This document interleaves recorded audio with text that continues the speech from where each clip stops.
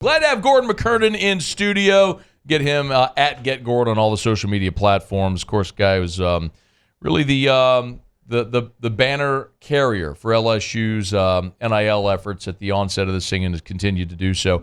Good to have you in studio, man. How are you? I'm doing great. Good to be here. Last time you were here, you brought me Air Gordon 1s. Yeah. What'd you bring me this time? I brought Taylor along, and Taylor's going to get some great video of you and make you look even more handsome and entertaining than you are. What a charmer. Yes. I appreciate you coming in, man. And I know it's been so interesting talking to you over the last really 2 years in this NIL space and how it's evolved. Whenever do you ever think back to whenever NIL went live and you're trying to decide, okay, what am I gonna do with this to where you are now? Like, do you ever think about that time period and how much reality mapped or didn't map to what your thought might have been? Right. It's surreal. I just never would have anticipated where it would have gone as quickly as it has gone.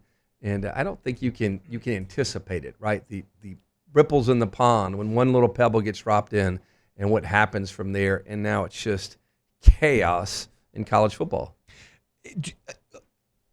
I'm going to go specific with some of your stuff, but you led me there. So let me ask, do you think this is sustainable? No. When I say this, I mean just the whole NIL space? No. And having friends at other collectives and some high ups at some prominent collectives, and these are even the wealthiest collectives in the country, they say it's not sustainable, right? They just can't do it. Whether it's a financing thing or a lack of cohesion in building a roster thing or all these other iterations that are happening, it's not sustainable. Every market eventually settles, right? I mean, that's just a business principle. I think it's going to happen eventually, but what does that look like? So we say it's not sustainable. Okay, I don't think we're going to continue to see, like I saw a report that Ohio State's roster this year, they're planning to spend $13 million, which is the number I was told Texas spent on their roster that just went to the national championship. Give or take $1 million or $2 million. I mean, they'll be higher than that. Okay, for a fact. Okay, they'll be higher. So even if they keep going higher, like at what point? I mean, you can't keep going at that rate every year, can you? So if not, where does it settle? Yeah, what does that look like? And that's an unknown. But I think what's going to happen is when one amasses too much power, the Ohio States and the Texas with the deep, rich programs with the deep, rich donor base. Not everybody has both of those, right? Only a few colleges in the country really have both of those. Ohio State, Texas have it. They're going to be the haves and the have-nots. And you're seeing it just in 2 years. Texas knocked on the door. And we've seen what they've done in the recent transfer portal with Alabama and some other schools. Watch what they're going to put on the field next year. And Sark can coach. Yeah. Watch what's going to happen. It's going to be Alabama, Georgia, Ohio State, Ohio State, Alabama, and Texas. Alabama's are obviously going to fall. And then we're going to see who can kind of limp in after that. Michigan will probably rise some unless Harbaugh goes. But it's the haves and the have-nots. And it's going to be an elite group. College football has always been the haves and the have-nots. It has. But it's getting more aristocratic, just a smaller group. I'm hopeful LSU can join that. I mean, we have the deep program. We just don't have a deep of donor base, right? So we'll come back to the donor base in a second. But the haves and the have-nots is interesting because I would say in a given year, when the season starts, there's probably maybe a dozen that could have a chance. Maybe probably more like 8, 6 or 8. Yes. So how much more narrow are we talking? Yeah. Well, I think you're going to see it narrow probably down to like 4 to 5, right? Unless something happens. You can see the stockpiling of talent that's occurring, right? It just is. It's flowing those places that are deep programs in tradition, and also now they're deep in money, and it's happened. Gordon McKernan is in studio with us, of course, at Get Gordon. We'll talk plenty about the G team. We got you for a couple of segments, right? Yeah, you're good. Okay. Yeah, as long as I know. Because I want to talk specifically about some of the athletes you're signing, the path you're going, but I'm kind of staying big picture here. Right. You just mentioned like the depth of the donor base. Right. And this is one of the things I try to explain. A lot of LSU fans get mad at me when I say this, G, because like you can look and say, hey, man, I mean, LSU has big, beautiful facilities, and you pay coaches a lot of money. You do, but when you do, you keep knocking on the same doors. And eventually you shake the tree so many times and the leaves aren't going to keep falling. So can you elaborate just a little bit from your perspective on And I don't mean this to be, because I think there are people within the LSU ecosystem that do an amazing job of doing what they do. It's why LSU has built what they have, but it's not the same as a lot of other places. No, it's not. And I'm specifically talking about these schools, Texas and Georgia, Ohio State. It's just it's a population demographic. When we have 4.5 million, some of these other states have 10, 14, 15 million, and then there's a lot of banking or oil and gas in those states. I was on the phone last week, true story, with the head of the Texas Collective, and I'm just busting him up about raiding Alabama. Really? I mean, you're going to do that? What's that called? And we're laughing back and forth, and we're talking about, he's telling me kind of where they're spending and all that stuff, and I look up quickly online, billionaires in Texas. You know how many billionaires are in Texas? You can Google it. Let me guess. Yeah. Billionaires in Texas. Yeah. State of Texas. I'm going to say there are 101. Yeah, it was 78 on this list. So it's going just over 100. In Louisiana, depending. 5? Yeah, it's some of it's hidden, right? 3 to 5. Yeah. So right there, Georgia has in the mid 50s, right? So automatically you're talking with some deep pockets, right? That those guys can step up, write checks that obliterate the landscape, and to some degree they have and they have not yet. That's concerning that they really haven't engaged. But I don't lose heart. And Coach Kelly, I was at an event last night for the Collective, for Bayou Traditions, and he gave this interesting stat. He said, the NFL just did a report on free agency and salary cap, a 9-year report. And it turns out that in this 10-year period, New England Patriots spent the least amount, right, on free agents and that pool, right, recruiting the new players and getting the spending wars. And they won 4 championships during that.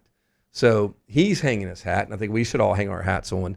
You don't have to spend the most to be the best. Now, you do have to be competitive, and we have to certainly get in that realm, right? And that's what we're talking about. We're not going to spend with Texas, but if we can get in that realm, we have a great tradition, we have better coaching, we have better facilities, all those things, I think we'll be fine. It's just, it's legged up again. Last year, we were 4 million in a collective. This year, we're trying to get to 8 million in a collective or so. This is just football only. Then you got to raise another 3-4 million for the other sports. That's where the struggle is. How do we get to that next part without, as you're saying, keep knocking on the same doors? I want to delve deeper into that. So last year, football, about 4 million. Give me some context from what you know. You say you talked to other collectives. Where is that with respect to other collectives? If LSU spends 4 million on its football roster, where does that rank? Yeah, last year we were a little below average. That's our best intel. This year we're trying to get up to that $7-8 million mark, which will put us kind of in the middle, a little bit above the middle of the pack. And we think based upon who we are and our coaches and stuff, we'll be fine there. But make no mistake that Ohio State and Texas and probably Texas A&M trying to revitalize itself, Georgia, will be higher than us, right? So if LSU's trying to get to 7-8 million for 2024, right? Is 7-8 million sustainable for 25 or 26 or then to 10 million? Like there's going to be inflation in this. We know that, right? Sure. It's sustainable if we can recruit the everyday fan, like we were talking about, before we got on the segment, which Florida State and Ole Miss have done really, really well. Auburn, raising the $500 to $10,000 gifts from 5,000 people, right? And that's where they're really catching up and surpassing. So the collectives, starting an initiative here in February where we're going to go out and start targeting that and trying to do a better job. You get the faithful Tiger fan who loves and is passionate about LSU football more so than any place in the country to dip in their pocket a little bit for 500, 1,000, 1,500. Yeah, we'll compete. Does that one big question? I love this conversation, but is that robbing Peter to pay Paul? Is that taking $10,000 away from another donation? Or are you basically just reallocating the same funds? Yeah, there's some worry out there, of course, right? And there's tickets and the price of a game. Yeah. You got a Taft donation, all those things. Yeah, you're potentially doing that, but we have to keep innovating. And fortunately, Scott Woodward and his mind and how he's able to have a long-term vision for all athletics as well as raising money from new sources. When you talk to Scott, he just thinks so outside the box. I have faith in what he's going to be able to do, and Matt and the collective. They don't work together necessarily, but their visions. I do think we have the best group of people in each of those spots. Matt being Matt Borman with Taft. Yeah. One more on this segment or break. One of the things that, Charlie Baker, the president of the NCAA, talked about this.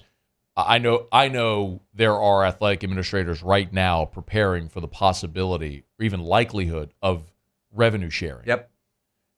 Maybe as early as 2025. Yeah. What do you think that First of all, do you think that is a possibility? Yeah. Well, and what do you think that looks like? So the best information that those of us kind of into this or dealing with is that within a couple of years, 2 years at the most, you're either going to have a revenue sharing model or an employee-employer relationship, right? There's 2 different court cases that are out there that are proceeding, and I don't want to say it's a race to the courthouse, but something is going to cause a fundamental shift in all of this per those court cases. It just will. I think that the more likely bet is on revenue sharing. I don't think the Southeastern Conference and the other power conferences want to get into this employer-employee thing. It gets really, really complicated. So I think you'll see that. There's talk of how do you do it, especially with Title IX, right? Because if you got to share revenue against all that, and there's some thought that maybe Congress will get involved and carve out football, and then the rest of it will be more equally distributed among those sports. But they're going to have to do something, and they have to address Title IX. But I think a revenue sharing model is probably what most of the coaches and administrators and commissioners like, from what I'm hearing. They go to rev share, they will cut sports. Yeah, there will be massive amounts of sports that just aren't fielded anymore. Right. There's no other way to do it. Yeah. How do you pay for uniforms and travel and scholarship and all? That's going to be the biggest casualty if they go to a rev share model. It's got to be. Gordon McKernan's in studio with us, of course, at Get Gordon on any social media platform. Go to getgordon.com, getgordon.com. Of course, we love our partnership here with G, and we're glad to have him in studio. Now, I got a quick break. I want to talk a little bit more about what Gordon's doing specifically with the G team. You probably noticed a lot of the content that he's been putting out of late, and going very, very wide in his NIL, casting a wide NIL net, not necessarily just deep. Gordon McKernan's in studio with us. So riding with G. Whose idea was that? That was mine. I came with that. Really? I got it from Jerry Seinfeld. Yeah, I'm a big Seinfeld fan. Yeah. It was 2 things. So grubbing with G, you've probably seen those. Of course. But grubbing with G takes a while longer, right? It's a bigger commitment. So that sometimes these athletes don't want to give you as long a commitment. No, I don't have enough time for you, right? So, I mean, I only need an hour, 45. No. So I came with the idea, why not do something shorter? Pick you up. We'll go through a drive-through. We'll get something. I'll bring you back. And that's it. And so it's riding with G, right? So you got Kim Mulkey in the first episode. Wait, so and this is a Ferrari, by the way, which is gorgeous. You're telling me you take the Ferrari through a drive-through? I do. Yeah, I do. What kind of looks do you get when it's Gordon McKernan, Kim Mulkey, and a Ferrari going through a drive-through? We got some looks. I bet you certainly did. Yeah, we did. I'd have been looking. Yeah. My team, Taylor and the guys, I didn't know they were going to be staked out along the way. They did a great job. They really did. I look up at Taylor's hiding behind a car with a camera. I'm like, what is he doing there? So. What's your thoughts on the job Mulkey has done? I mean, obviously winning the national championship, but not just like coaching basketball, but College Game Day is going to be at the PMAC tomorrow for women's basketball. Yeah. There's secondary market prices for like $2,000. Yeah, it's crazy. And our other LSU coaches in all sports, and I'm talking the big sports, the male-dominated sports, I think they would all give a little tip of the hat to her and nod to her and go, you're something different. You're special. She just transcends sports, culture, politics, race, religion. I mean, she is an absolute force. What are you I mean, you come from an athletic family, background. You've been around sports for a long time.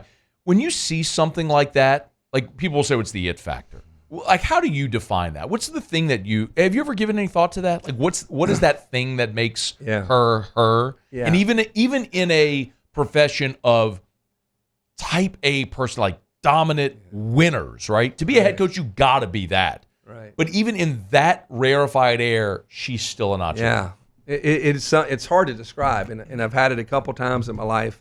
And I met Bill Clinton one time, and I had lunch with him at a table of a bunch of Republicans. And let me tell you, it was crazy. We're all sitting there in 2-hour lunch, and everybody got up from that table and said, all right, I'd vote for you. Yeah. I mean, there's just, a lot of great politicians. There's something different. It's hard to explain. She has it when you're with her, when you're talking to her, the way she looks at you, and she takes this special interest in you, and she's trying to figure that out. And then she can just handle everything, the swarm of the crowds, and just kind of float through it with a grace and elegance, but a confidence. Yeah. I mean, she is just something else. It's magnetic. It really is. There's no doubt. No one like her. This week alone, the G team has grown tremendously. I saw I'm pretty sure the latest post was Aaliyah Finnegan, the gymnast, who by the way, is going to be in the Olympics this summer in France, representing the Philippines. Is that right? That's right. It's her parents' country, so she's able to compete for the Philippines. What led to this deal with Aaliyah? Yeah, so it's a bigger project, so to speak, or a bigger initiative that I had.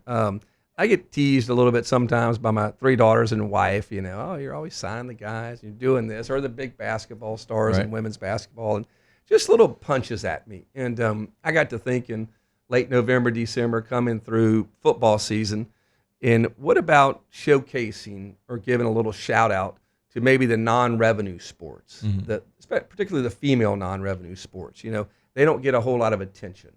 And, they work just as hard. They have to train. They have the class schedule. They have to balance everything. And I thought it'd be great just to raise that profile, whether it's gymnastics, it's soccer, it's swimming, softball, volleyball, cheerleading, Tiger Girls, all of that. So I said, look, we're gonna do about a 6-month push where we just sign a few from each team and elevate their stature, right, and bring some attention to them because they deserve it, right? Yeah. They work very hard, and it's a big push towards National Women's Month in March, and we're gonna just kind of flood that time with all the great things LSU female athletes do, and it was just a recognition. And of course, leading the charge will be Kim, right? Of course. She'll be out in front of this, and if you've ever dealt with her on any of this stuff, she doesn't mind leading that charge. She doesn't want to be second in anything. No. I mean, I've told the story before, G. So like, we got a great relationship with Mockler, so we got the Bud Light bottles here, and this is the women's national championship thing. That was Kim. Like, she went to Chris Davis at Mockler and was like, "How do I get my own bottle?" Oh, yeah. Like, even that, the game tomorrow night is going to be on Eagle 98.1. Right. She went to Flynn Foster, our president and CEO, and was like, "Why aren't we on Eagle 98.1?" It's everything. A normal story about her. Everything she does, whether she's dealing with Scott Woodward, whether she's dealing with TVs or anything, it's all, why aren't we being treated equal? Yeah. Why is it this way? And I've seen it personally when she's asking people, and it makes them uncomfortable when a woman of that much conviction and confidence starts eyeballing them. Yeah. She gets results. She does. People don't tell her no. No. You also signed Dara Haydet. Haydet or Haydet? Do you pronounce it T? Haydet. So she was the captain of the Tiger Girls who just won the national championship. Did you have this in the works before they won? I did. You did? Yeah, before they won? I did. But sometimes, do you believe in life? Sometimes. See, this is fascinating. Yeah. Like, there are people who it seems like you have the golden horseshoe up your butt. But you already had this in the work, and then they go viral and win the national championship for the Michael Jackson dance. And a day later, 2 days later. Right. How were we able to announce it with all these pictures? We had met a couple weeks before, signed, started paying her, and we had our program when we were going to announce her, because we're doing it every week or so, announcing a different girl. Yeah, but we had met already. She's a wonderful young lady and actually wants to be a Dallas Cowboys cheerleader one day. No kidding. Yeah, that's what she wants to do. And she's great. And I don't know if you saw the halftime performance at the Arkansas game when they were out there, but you really get up close and you watch them, how athletic those girls are. It's amazing. And they are moving for 3.5 minutes, not stopping. They keep their composure and their breath. They do a great job. Gordon McKernan's in studio, of course, on any of the social media platforms at GetGordon. Go to getgordon.com, getgordon.com. You can always call the 8s as well, 888-8888. I think everybody knows that by now, 888-8888. Gordon, everybody knows the number. 8's my lucky number, too, so there you go. Yeah. But one of the things that you and I know have talked about throughout this whole NIL culture, is return on investment. Mm-hmm. And early on, maybe a year ago or so, you and I sat here and I asked you, I think it was when we were doing the podcast with Pixley, the Rosters to Riches pod. And I'd asked you, about how you measure ROI. Right. Because it's one thing to just donate to the collective. It's another when you do, like, what you are doing it is the intent of Right. NIL. Like, this is what it was supposed to be. Agreed.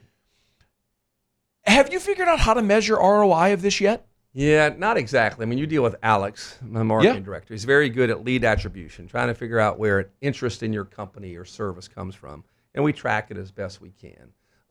But if I were to ask him, hey, what is our lead attribution back to NIL? He would say, oh, it's awful. Not too many people call in and say, well, I heard Gordon or saw him supporting the athletes. Yeah. But we do get individual cases. We've signed people up related to NIL.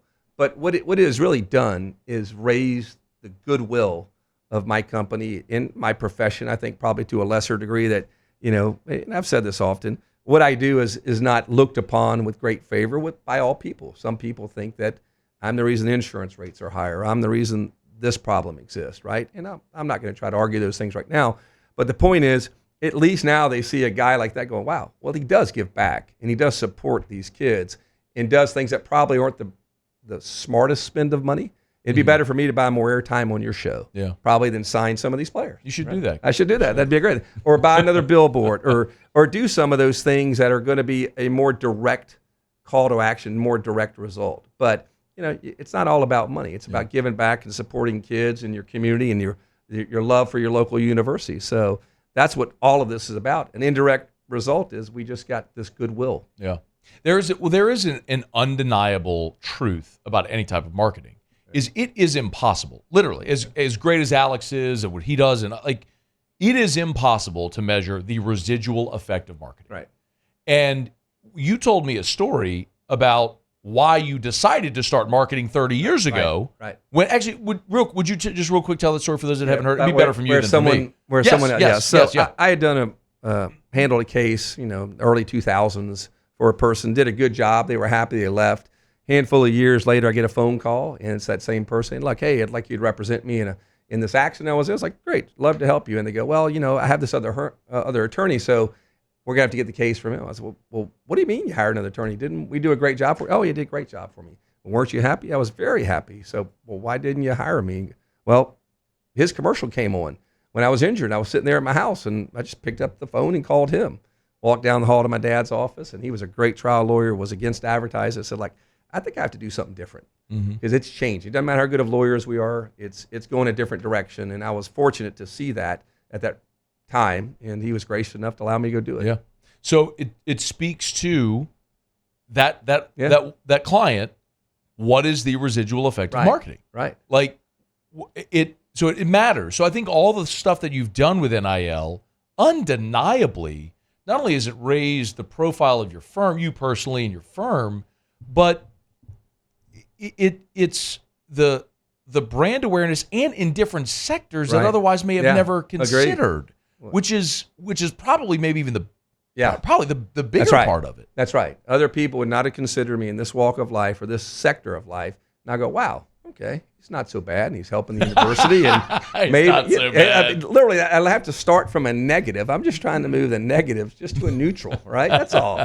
I think you've succeeded in a big way. Gordon McKernan is in studio with us. He's on Twitter, all the social media platforms at @GetGordon. Of course, we're great. We're thrilled to be partnered with Gordon. Have been for a couple of years now.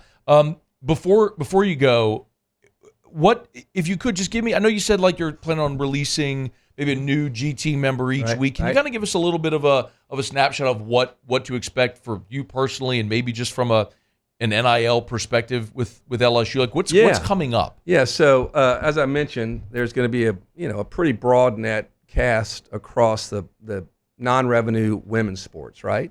LSU women's basketball, some could argue, is revenue generating now, or definitely publicity generating, right? Sure. But the other one. So we got that, as well as we've been working and interviewing, so to speak, a bunch of LSU football and baseball players. Cool. I plan on probably signing 5 to 6 of those with pretty good contracts.